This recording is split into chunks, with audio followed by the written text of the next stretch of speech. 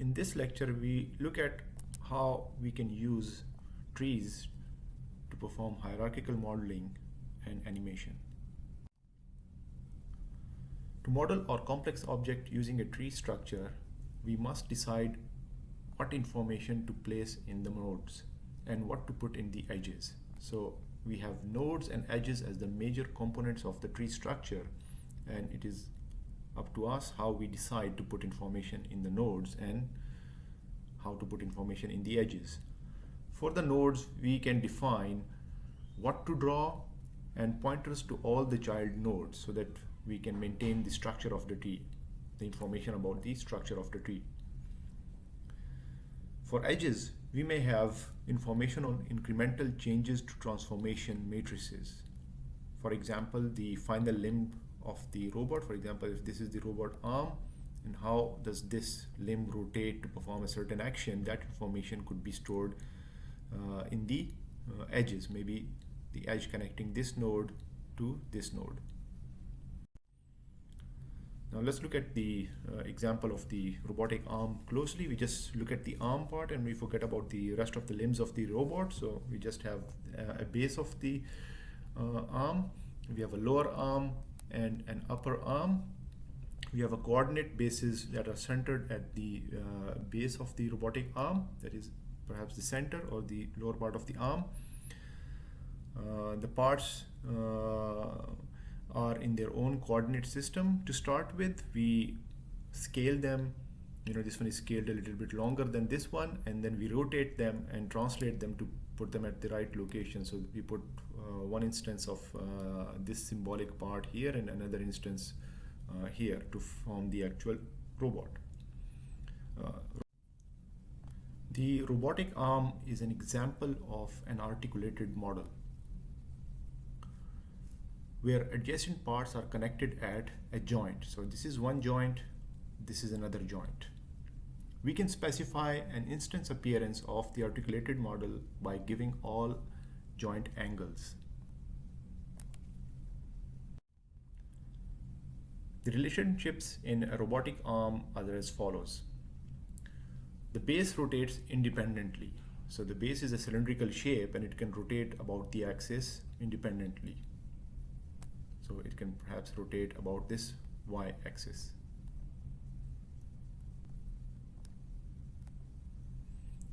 The lower arm is attached to the base. So if the base rotates, this must also rotate the lower arm along with it. And if the lower arm rotates, then it should also rotate the upper arm with it. The upper arm is attached to the lower arm, and its position depends on both the base and the lower arm. So if we are rotating or moving the base of the structure in any way, the parts of the structure that are attached to this base must also rotate and move accordingly. We require certain matrices to perform this. We apply RB to the base only. So this is the rotation that is applied to the base, and we use the subscript B to show that it's the base. Then we translate the lower arm relative to the base, and then we rotate the lower arm around the joint RLA. So this becomes rotation of the base. This is the starting rotation, and then the translation of the lower base, and then the rotation of the lower arm. Now we translate the upper arm relative to the lower arm. So this is the translation of the upper arm. U stands for upper and L stands for limb.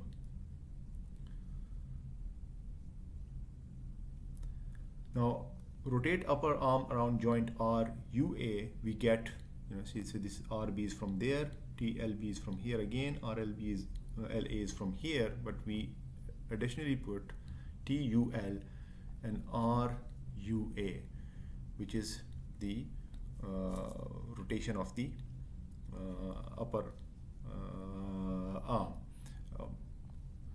Well, we have used a little bit different subscripts here, but that shouldn't make a big difference. And our overall transformation of the upper arm. So the upper arm must go through all these transformations, the rotations of the base, the rotations and translations of the lower arm, and the rotation and translation of the upper arm. Whereas the lower arm must only go through these three type of transformations, which is the rotation of the base, the translation of the lower arm, and the rotation of the lower arm. Whereas the base has to go through only one rotation.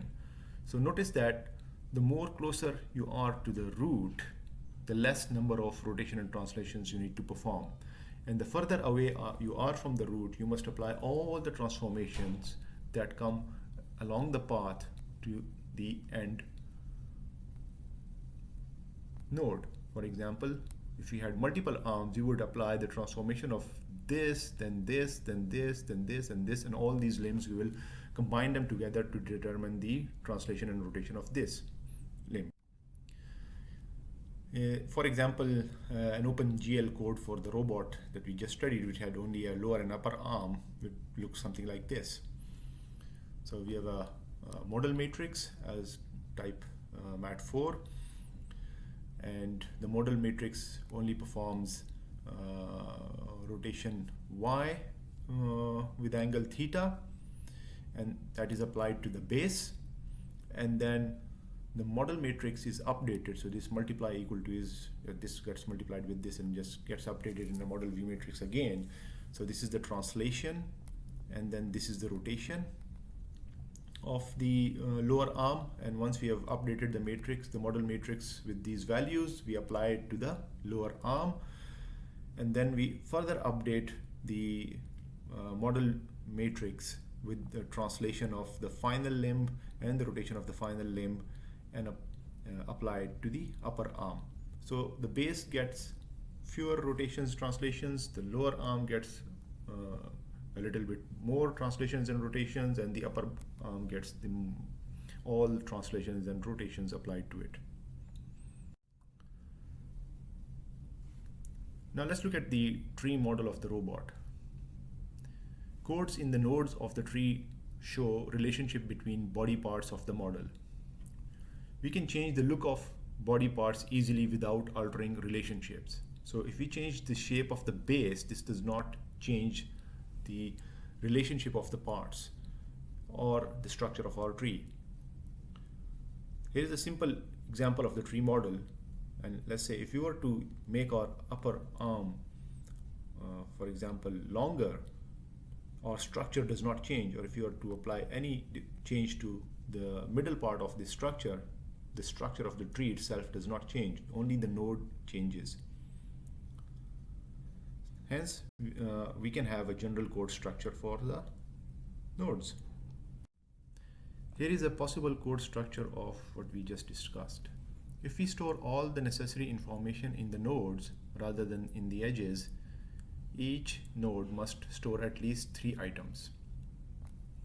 Number 1, a pointer to a function that draws the object represented by the node. So the first part of information is the drawing part. The second part is a homogeneous coordinate matrix as a 4x4 matrix that positions, scales, and orients this node and its children relative to the node's parent. Right, so this is this part.